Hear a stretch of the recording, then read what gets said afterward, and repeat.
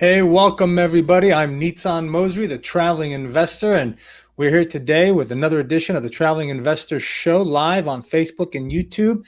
And this is where you're going to learn how to master your mind, body, and wallet. And before I forget, let's say hi to Master Yoda behind me. This is a one-of-a-kind piece that was painted by Agata Ren, and it was made just for me because I love what he says, his motto. And we all know what he says to Luke Skywalker, right? Do or do not, there is no try. And that's how I live my life, and that's how I raise my children. Do it. Do it, do it, do it. Just like Nike says, just do it. And today we've got a great guest on the show. Someone who I've gotten to know very well throughout the past few years, done some business with them, continuously doing business with them. He's running a successful real estate company, and he's just a great guy, and he had a newborn baby as well, and we're going to learn a lot about him. I'm just going to tell you a little bit about him before we bring him on the show. His name is Adam Balsinger, and he's a real estate entrepreneur and the co-founder of two, not one, but two thriving real estate companies. One is called North South LLC, and the other one is called Three Oaks Management LLC, and he's one of the Oaks from those three Oaks. His Adam's integrity and unwavering persistence, combined with his personal mission to benefit everyone with whom he comes into contact, have led to the growth of both businesses. Adam, what's happening, my friend? How are you? I am exceptionally well today. Nitzan, thanks so much for the great introduction. You may, in fact, hear that little baby screaming. I just heard her in the other room. So that's awesome. How old is she now? She will be 6 months old on Sunday. 6 months old. Wow, that's a beautiful age, man. That's when they just love you and giggle and just want all the attention. Yep, absolutely. Yeah, every time she wakes up, there's a big, enormous smile on her face. So isn't that great? It's been a lot of fun. She's our first, as you know. So I'm sure things will, ask me in like 12 years how I feel, and it might be a little different. But so far, being a dad has been awesome. Really fun. Fantastic. When was she born? You said 6 months ago, right? So we're what? That's November, October? Yeah, so September 20th was the day that she was born. It was actually the anticipated due date, 9/20/2020, which is kind of ironic, right? And my wife and I actually got married on 9/18, so it should make it easy for me to remember both of those. Wow, which is always good because I stink when it comes to remembering dates. That's great. But your wife and you weren't married 2 days before she was born. That is correct. We were married 2 years, 2 years and 2 days. I had to think about that for a second. No, actually, so we got married on 9/18/18, and then the baby was born on 9/20/20. That's awesome. That's great. Easy numbers to remember, man. Easy numbers. Hopefully, yeah. There's problems, right? If I can't remember those, I got bigger issues. Absolutely. So my oldest daughter was born September 8th, and my youngest daughter was born August 11th. So I always confuse them. I'm like, oh, September 11th. Like, yeah. No, September 11th. Definitely not September. So Adam, tell us a little bit about yourself. Who are you? What were you doing before you started your real estate business, and what led you into the real estate world? So I've kind of really always had a entrepreneurial spirit. Right out of college, so I'm from the greater Philadelphia area. I live with my family now in Charlotte, North Carolina. I went to Penn State University. When I graduated from Penn State, I had really no idea what I wanted to do.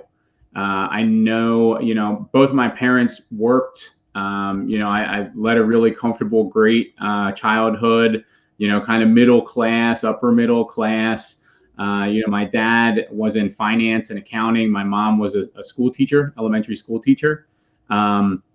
And things were great, but they both kind of hated their jobs. So I never really, I was always kind of envious growing up of the kids that knew exactly what they wanted to do. Like, I want to be whatever. I just was kind of always like, well, I want to make a lot of money. And I don't really want to work. I don't want to like hate my job. That was kind of all I knew, right? So, I studied marketing. Business just made sense to me in terms of what I wanted to pursue. But I could have picked any of the majors. Like, it didn't really make much of a difference, Mm-hmm. So I got started. My first job out of college was in sales.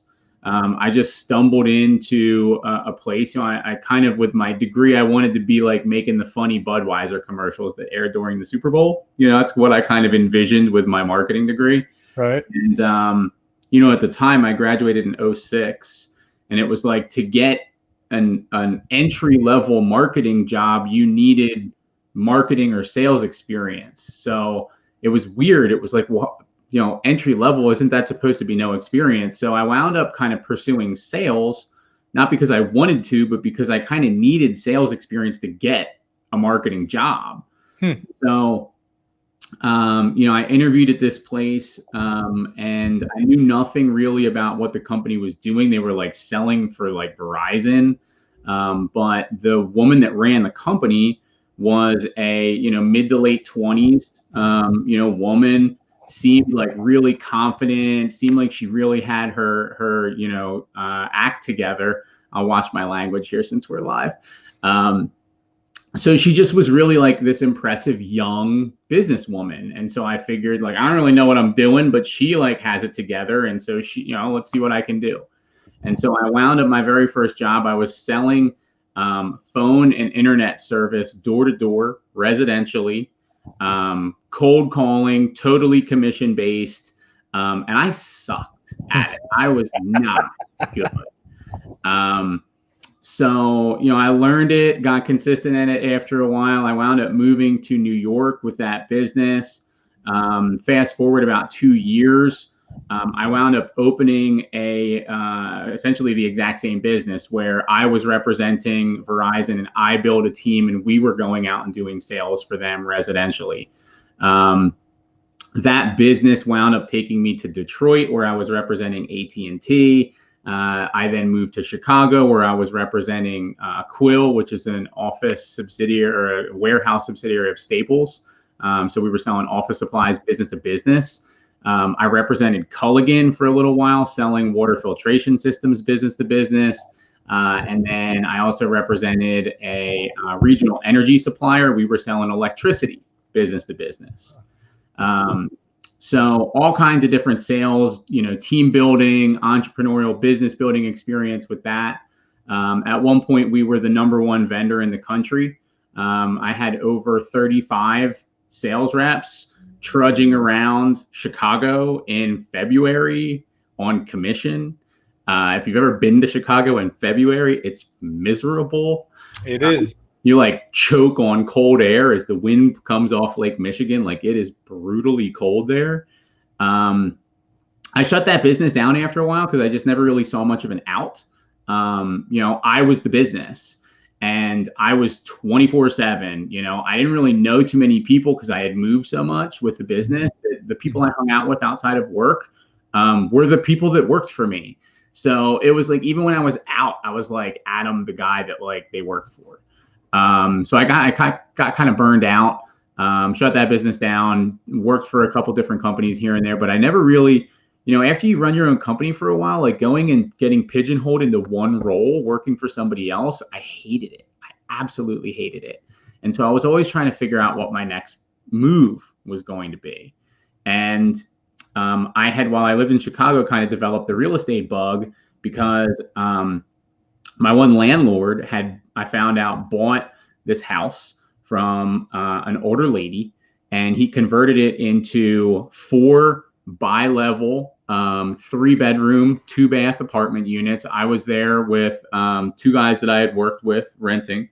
I took out my landlord to lunch and was just like, explain this to me. How does this work? How did you find this place? How did this all, So, he kind of walked me through everything. And from that point on, I was really interested in real estate. And then the flipping house TV shows like started to gain popularity. I was always watching those.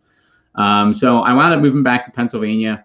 I was selling software for a applicant tracking system, CRM company. And I wound up investing in a house flipping guru training, right? Like $30K to go on a bus tour and learn how to flip houses. Oh, And, wow. of course it's made to sound like it's going to be like super easy, give me 30 grand and like, you're going to be, a millionaire house flipper in a year.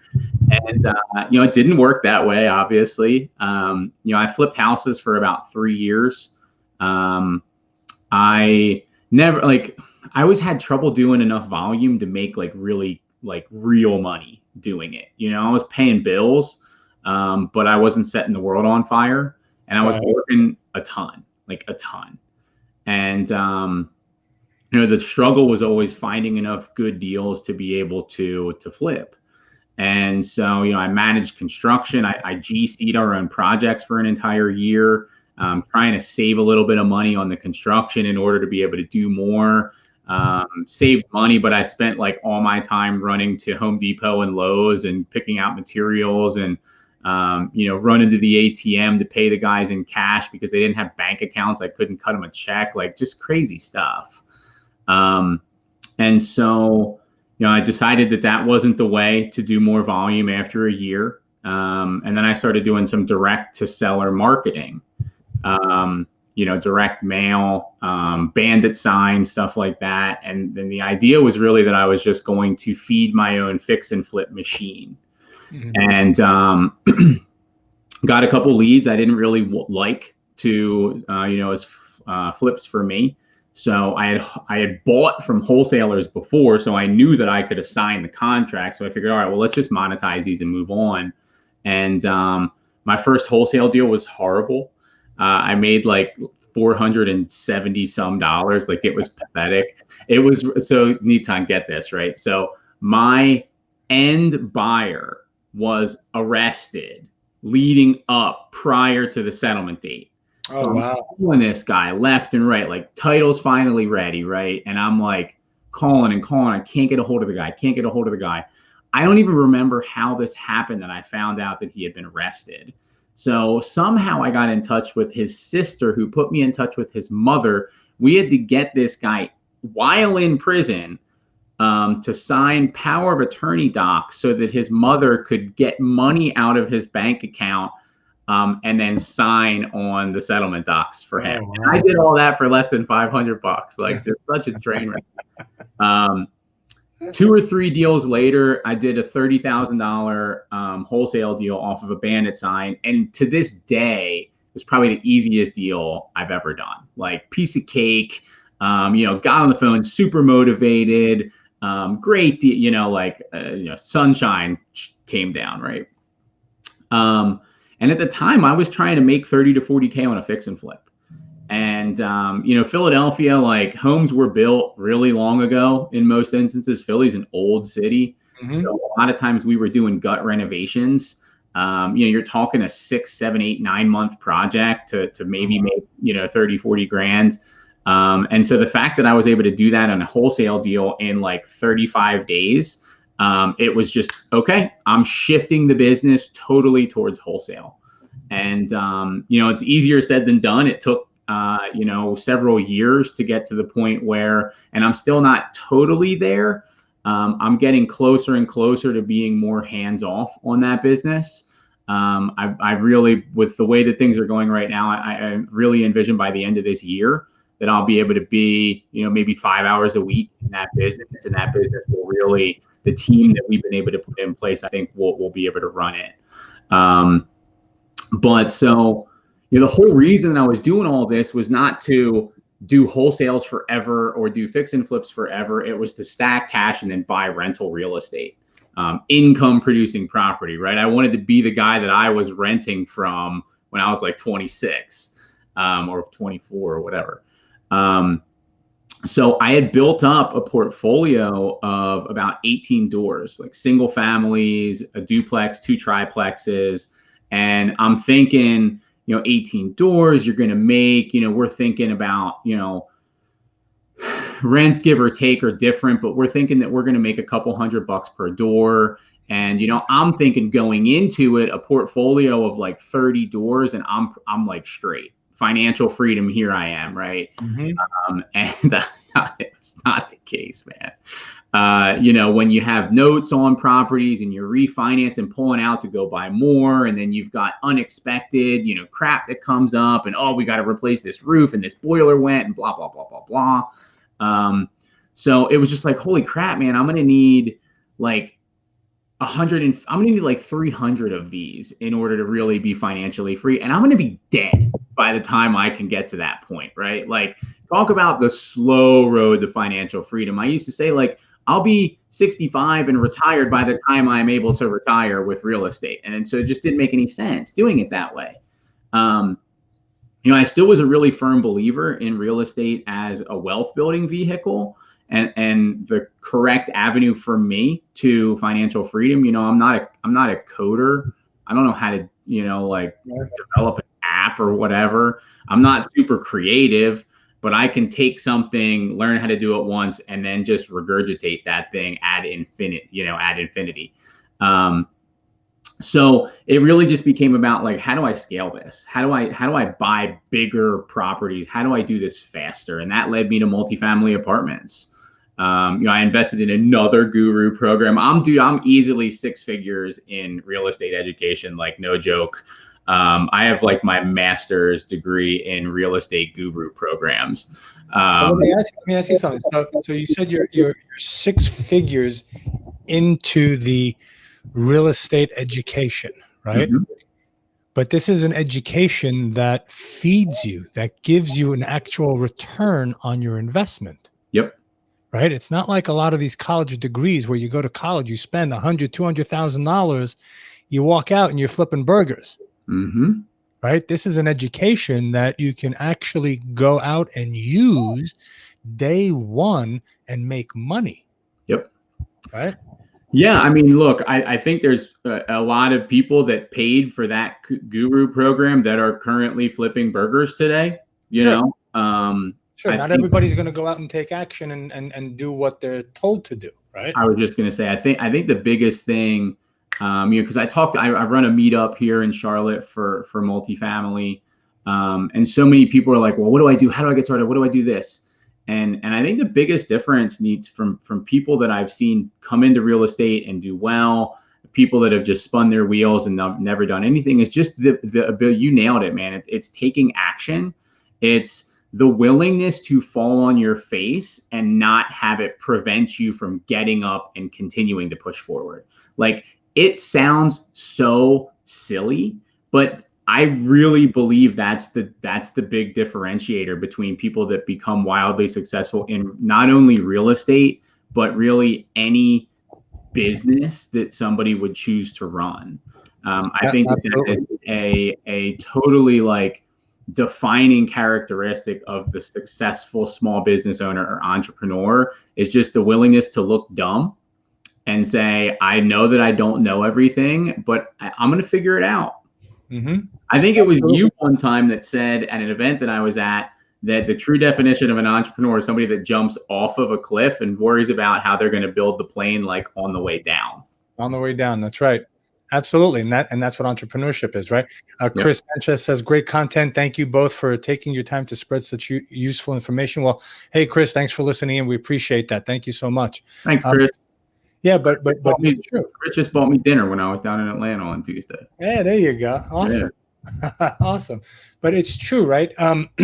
Entrepreneurship is just exactly what you said, right? It's the ability to remove the ego, to say, I don't know, and it's okay to make mistakes, right?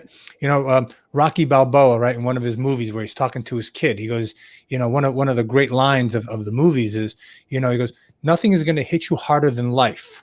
Yep. But it's not how many times you get knocked down. It's being able to get back up and to continue moving forward, right? Yep. Because you've got knocked down. I got knocked down. People laugh at us. People told us we weren't going to be successful. What are you doing? Don't spend money over there. They're just going to rip you off. We heard all of that BS running in the background of our heads and our voices, but we held strong to our guns and we said, you know what? I'm going to continue moving forward, right? In my case, right, I don't have, you graduated from Penn State. I never graduated college. I went to college. I partied in college. I never graduated, right? So I don't have anything to fall back on.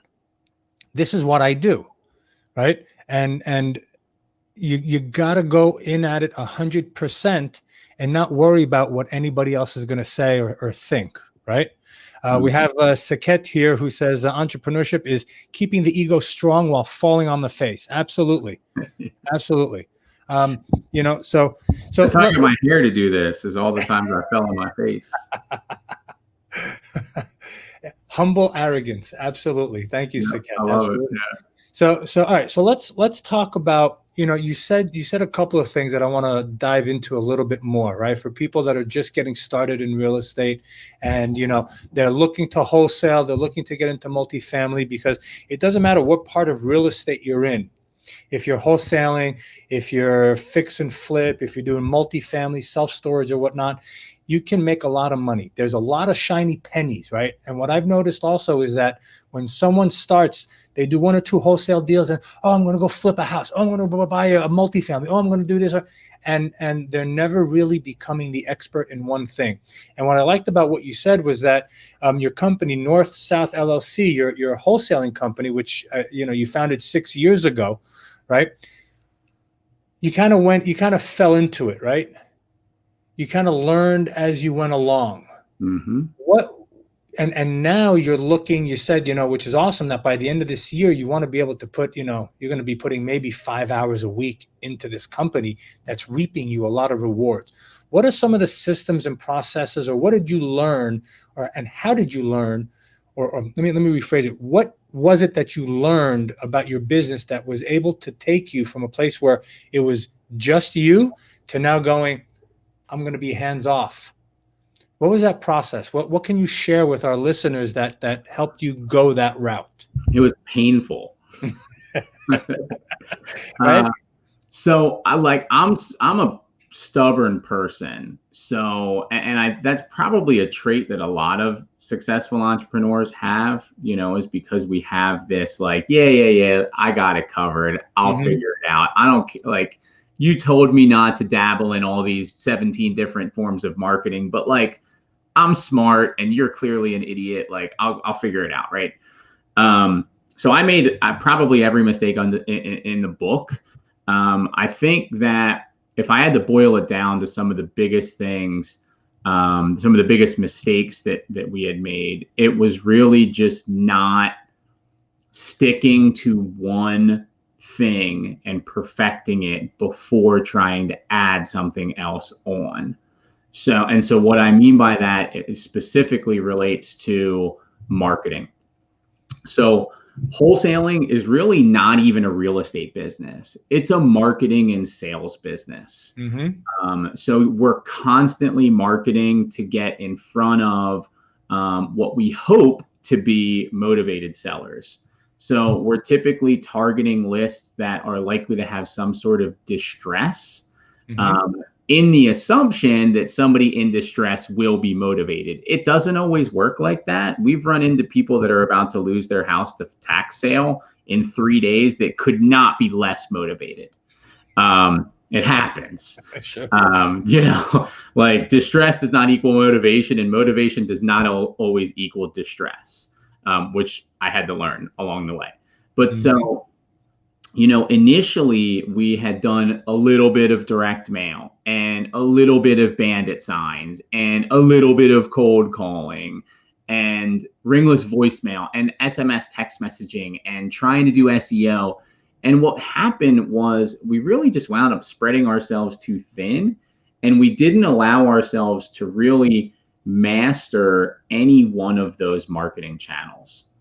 So what we do right now is we focus on direct mail, ringless voicemail, and we recently started doing some cold calling again.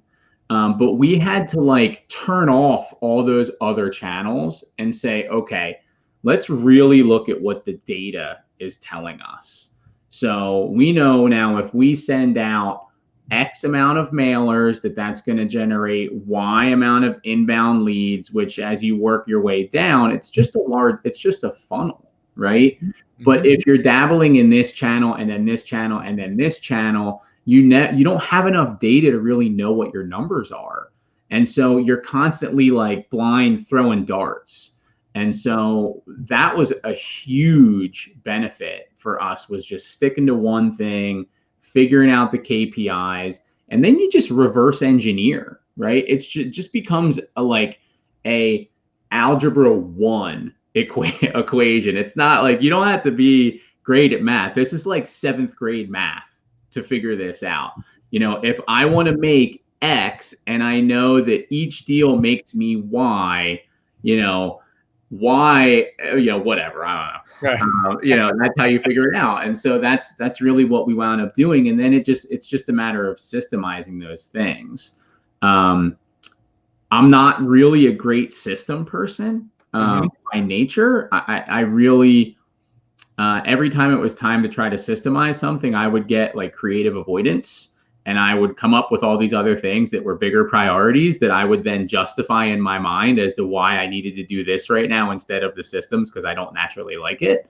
So once I kind of forced myself to do that, and then build out some systems around it and then delegate those systems out, those were some of the really big things that got us to the point. So we have 2 virtual assistants that basically run our entire marketing. I'm really just, hey, where are we at with leads? Do we have enough? Do I need to buy another list? Like, what's that look like? But they're the ones that they manage the lists. They put the direct mail stuff together. They're doing the ringless voicemail stuff. I don't even touch that stuff. Okay, that's awesome. So you got other people. So you're leveraging other people's time and energy and skill set to do that, right? So it's like now you've got, instead of you just working 40 hours a week, you've got 2 other people working 40 hours a week. So it's like you're working 80 hours a week, getting double the work done with less time to do it. Yep. Yeah. And it's funny because I see he has another question here. But Sakit, I'm not sure. Sorry if I'm butchering your name here. But he had mentioned it's ego, right? So I think one thing that people get stuck in is like, oh, nobody's going to do it like as good as I'm going to do it, right? Which is such a ridiculous, egotistical thing to think that nobody can do something as good as you can, right? Right. But even if it's true, the goal isn't for you to do everything in your business. At least not the way I want to run my business. I want my business to serve me. I don't want to be a slave to this thing that I've created. Right. I want to be able to take vacation for 3 months and know that revenue is still going to come in. So, okay, Mr. W. Okay, cool. I got it. But so, whatchamacallit? So even if it's right and somebody that you hire can only do 70% of what you're able to do, it frees up so much additional time for you to do other things. Absolutely. Right. Absolutely. So, okay, so just hire 2 people and then you're at 140% of what you can do and you don't have to do it. That's right. That's right. There's a saying, 80% is good enough. Right. And like you said, for someone to think that people can't do better than them, I'm just the opposite. I'm going, who can I bring on my team that can do this way better than me? Yeah. Right. Because Lord knows I'm not the sharpest tool in the toolbox. Right. I'm not the shiniest penny in the collection. I need people around me. Right. I want to surround myself with people that are better at marketing, that are better at sales, that are better at underwriting, better at, investor relations, better at doing all these things than I am, so that they can do all that. And then all we have to do is kind of manage them, make sure everything is running smoothly. Right. Then you can free up your time and you can go and play with your newborn kid, hang out with the wife, hang out with the kids, travel, do whatever it is you want to do. And that, to me, is the true definition of wealth. Right. Being able to do what you want with your time. Right. Yeah. I think it's important that people realize that doesn't happen overnight. Right. So I think a lot of people have this really bad, like this really, really damaging misconception of what being a business owner and an entrepreneur is really like. A lot of people see the end result. They see the successful entrepreneur. They see the Elons of the world, and they think that he just like rolled out of bed that way. Right. If you hear him talk, he talks about the years of sacrifice and struggle and working 18-hour days. And he's even said on social recently that, he still works like 18 hours a day. Sure. So, people think that it's going to be like that and it happens overnight. It doesn't, but it doesn't really matter how long it takes. I'm 7 years in and really kind of, I feel like just now starting to get to the point where I can see a light at the end of the tunnel in one of those businesses. And I am a glutton for punishment. Apparently I decided to run two, right?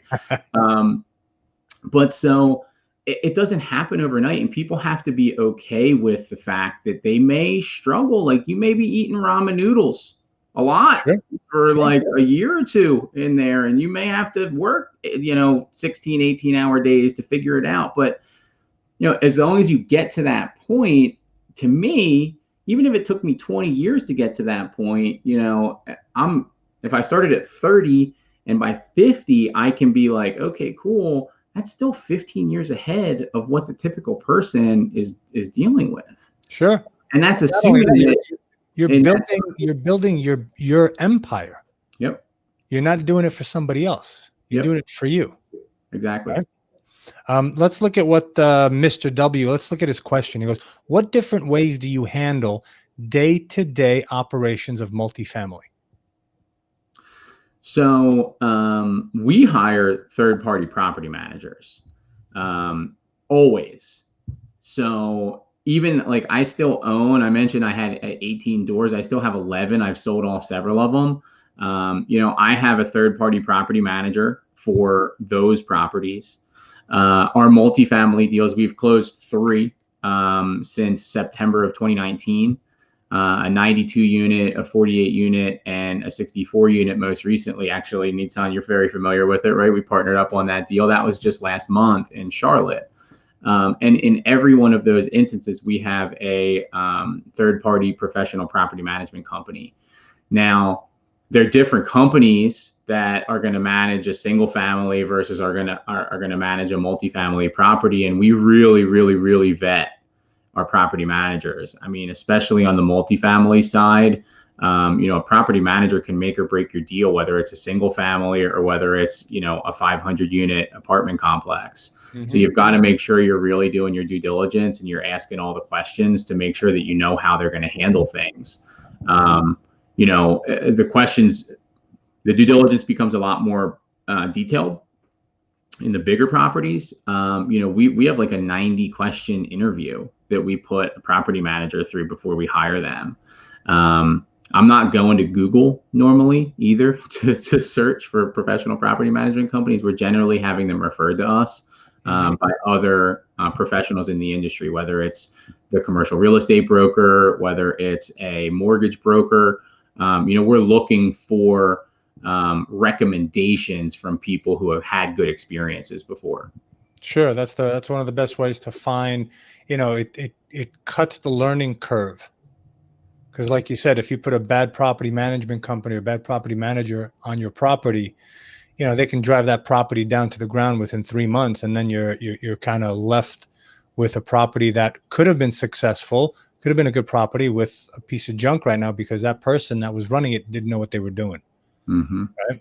So yeah, you got to be careful, day to day. And even though, right. So, even though we have a third party management company, we speak to them daily almost. Right. And we have our MMR report, which is a Monday morning report, which is a very detailed report that every property manager fills out and sends to us Sunday night so that we can review Monday, so that we can get on the call and go over exactly what's going on. You don't want to wait a month or 2 months to figure out something's wrong, because by that time it's too late. You're already too deep into that problem, where you could have cut it off easily a week into it rather than 3-4 weeks into it.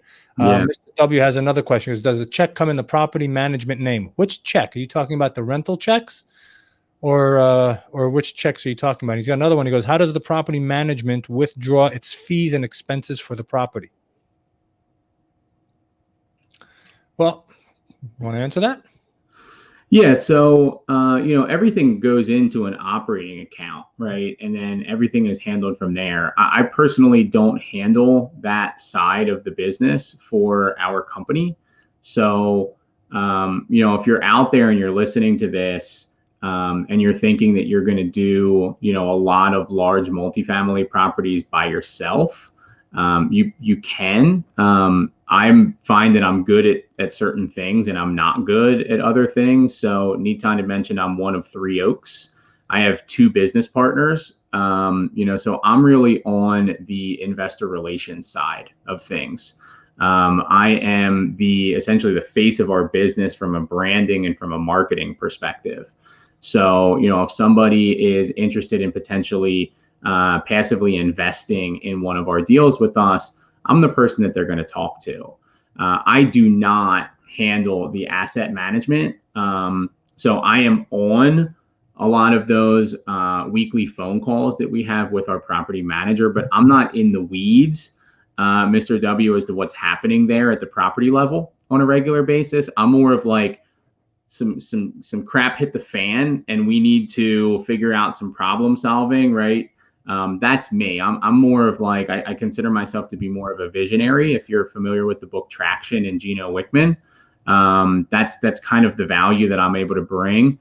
My partner Charles would be able to answer that question in and out. So Nitzan, you may have a better understanding of how that all works. Sure. Yeah. Well, the property management company opens up a specific bank account for your property. It's the operating account, like you said. Mm-hmm. Rent is being deposited into that account, and all the expenses for the property are being deducted and paid from that operating account. And when there's money left over, then the property manager swipes that account, wires the funds into our holding account, right? And then we distribute those funds to our investors on a quarterly basis. So that's how they do it. They do it at the end of the month. They take their fees out at the end of the month once they have all the collections for that month. And they say, okay, this is how much we've collected. This was the gross amount. And then they deduct it and then they calculate their fees and they take it. Usually, depending on the size of the property, right? If you're doing an under 50 unit property, there'll be a set fee, right? They'll say maybe $3,000 or $4,000. Or it'll be a minimum of $3,000, and then if there's income that is greater, then they'll take the greater of that $3,000. Above 50 units, there's usually a 3 or 4% fee. Sometimes in the smaller units, that fee might be even higher. And if it's not a set fee, it could be a 7% management fee or an 8% management fee. You want to be careful though, because when you're underwriting it and you're presenting it to your lender to get the loan, the lender will look at your underwriting and they'll say, wow, you're paying a lot for your management fees. We're not going to cut that. We're not going to loan you money because your fees are too high. You need to drop that down. So you got to be careful as well with the amount of money that you're paying to your management company. Okay. Because the lender always wants to make sure that there's enough money to pay the debt. And if you're paying a lot out to the management company, there might not be enough to pay the debt. So you want to keep a close eye on that. Right. So you were talking about Three Oaks Management, right? So Three Oaks is your multifamily syndication business, which you said you founded that 3 years ago, right? How did you pick your team members for that? That's a really good question. It's a really, really important thing for anybody out there that is thinking about going into business with somebody else or having a partner. I think naturally we're drawn to people that we have similarities with, right? Similar personalities.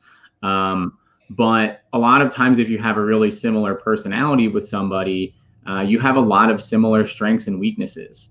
So, if you are like a type A person or for those of your listeners that are familiar with like the DISC profile, which is a personality assessment that, Tony Robbins loves, right?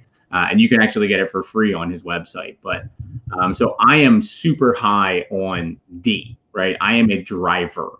And so I don't work really well from like a business partnership perspective with other drivers because we have the same strengths. It means we have the same weaknesses. So my partner in my wholesaling business, We're great friends. We both have a lot of that D driver in us, which I think if I had picked a business partner that had strengths to offset my weaknesses, we'd probably be further in that business than we are right now, because the same stuff that I don't want to do, he doesn't want to do either. But through that experience, Nitzan, I learned that in looking for a partner, you have to find that yin to your yang, right? Mm-hmm. So Charles is one of my three partners, and I think that he is totally opposite from me in a lot of instances. Charles is like a numbers guy. I want to throw up. That's it's an exaggeration. But I don't want to sit and play in spreadsheets. I can do it if I need to, but I don't want to. And so that's something that's really important for people to understand, because if you don't like doing something, you will inevitably have creative avoidance. You will find other things that you like doing, and you will justify it in your own mind and convince yourself. We're really good at doing this as people, convincing ourselves that we should be doing something that we shouldn't be doing, right? So I saw that in Charles. Our third partner is my dad, actually, Wayne. He and I have been doing real estate together for years now. So we had wanted to do business together for forever, and this was a really great fit. He was kind of winding down his 9-to-5. He had been a CFO and CPA. As I mentioned, I'm really marketing, investor relations. That's me. Charles handles the acquisitions, as well as the asset management. And then my dad, Wayne, does the accounting, takes care of the books, the budgeting, and then he's also the final review of all of our underwriting. So we feel like we've got a lot of the boxes checked here. One of us is good at basically any of those items, and so we've designated and designed the roles to line up with what we are all good at. Mm-hmm. So that's great. That's great information, and it's funny because my business partner and I, Laura, who you know, right, we're kind of the same way. I'm kind of like you, right? I'm the driven guy. I'm the face. I'm the guy that's doing the shows, right? That's got the whole thing out there. I can do spreadsheets just like you. I'm not saying I'm an idiot or whatnot. I can do spreadsheets. I can underwrite a property. I can do all that. I don't like to do that. I will procrastinate doing that. So I found myself a business partner who has a double master's in economics. Well, that says it right there. She loves numbers. She loves spreadsheets. And not only that, but she can work a spreadsheet like nobody's business, right? She put together our business model, our spreadsheet for underwriting. And I'm like, that just blows me away. And, this sheet connects to that sheet, connects to that. So you click on a button over here and it'll transform these numbers and it'll do all these different things. And it just blows my mind how somebody can actually sit down and just do that work. I call that ant work, like little tiny ants, just that little detail drives me bonkers, right? I'm the big picture kind of person, right? Yeah, dude, me too. It's like your Yoda. They're like Jedi master spreadsheet worker, and I'm like, they're like incantates, and I'm like, what? I'm trying, hey, how do I do this with the spreadsheet? I want to separate the information in the cells, and like I'm banging my head against the wall. Oh yeah, it's this thing and this formula, and I'm like, okay. Right? It blows my mind. It's like, how did you learn to do that? And Wendy says, oh, come on, spreadsheets are fun. They are fun. For some people. If you like doing them, right? Well, it's like, because some people, so like, okay, my dad, right, would never want to get on something like this. Like, you want me to be the face of the company? Like, no, I have no interest in doing that. No, I'm not doing that. Forget it. Right. Exactly. So when finding your partner, right, it's always good to take inventory of yourself first, right? Finding out what you like to do. That's key. What do I like to do? Forget what I'm good at. What am I not good at? What do I like to do, right? What part of the business do I want to be involved in? Then you can say, well, am I good at that? okay, well, you know what? I'm not that good at it. So maybe I should find something that I'm good at doing and get really good at it and start enjoying it. Right. Mm-hmm. And then find out what other pieces of the puzzle you're missing and go out and find those people that can fill in those gaps for you. And then you have a nice, strong company, a business, a team that you can really move forward with, and know that nothing is going to fall through the gaps. Mm-hmm. Laura, my partner, she'll read the there's the disc assessment. There you go. There Perfect. it is. She'll read the PPMs. She'll read the subscription agreement. She's like, well, there's a dot missing on the I, and that word was missing, and we need to do this. I'm going, wow, I totally missed that. She'll send me a contract. Hey, I just want you to review it. Really? You want me to review a contract? I'll read it. I'll make a couple of notes, but I think you're the one that's going to read it. I'm the one that's, let's paint the picture. Let's move the team in this direction. Let's do the interviews. Let's do all that. So it's really important to have a well-balanced team so that your business and your company is well-balanced and not, heavily sided to one way or the other. Yep. Right? So you saw your business, you got into the wholesaling, then you moved into multifamily, you spent money on education. How important is it to get educated? So I think it's super important. I think having a mentor is really important too. Discipline is a learned thing, I think, for a lot of us, right? We're all capable of being disciplined, but we're also all capable of being really lazy and letting all discipline go out the window, right? One thing about being self-employed, running your own company, is that you don't really have anybody to answer to, especially if you are a one man or one woman show. You literally have nobody to answer to, maybe a spouse or family or something, right? Mm-hmm. Mentors, I think, are really great in helping you understand what you may not be, where you may be lacking in your game at any present moment in time, and help give you direction on how you can improve. But I think education is incredibly important. And I think that if you're looking to do something, there's a lot of free information out there, YouTube University, right? Mm-hmm. If I wanted to start a t-shirt company, I'm pretty sure I could figure out 80% of it from a Google search and from YouTube, right? But what you're going to lack and what you're going to miss in a lot of those instances, you're going to get the general information, but you're going to miss the details, the nuanced details that you need to be aware of. And so, just like anything, I think you get what you pay for to a certain extent, right? If you're going to pay for an education program, you're going to pay for a mentor, the objective should not be, I want to find the cheapest one and I want to go with them. But you also can't assume that the most expensive is going to be the best either. You need to interview some people, you need to talk to some people, you need to do some research before you decide what you want to move forward with. The multifamily education program that I bought into, I would totally recommend to other people. I got a ton of value out of that. I can't say the same thing for the house flipping guru program that I went to. I can say that investment was one of the things that led to me being in the industry and making a business out of real estate. That was a step in the process. Right.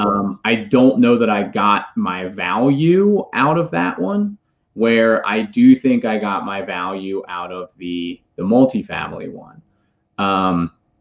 But for the folks out there that are sitting there thinking, okay, great, get a mentor, and you're going to now go out and search for a mentor. Don't just assume that because somebody has had success in a space that they are like chomping at the bit to be your mentor.